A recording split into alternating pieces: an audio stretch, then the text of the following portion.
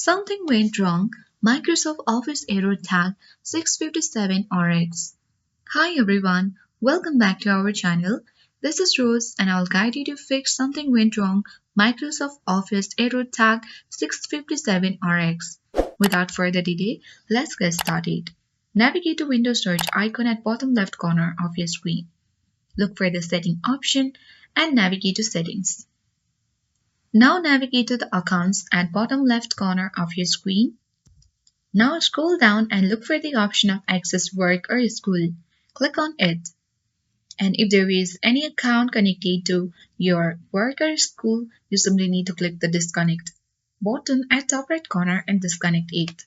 With that, you will successfully fix Microsoft Office error tag 657RX on your PC or laptop.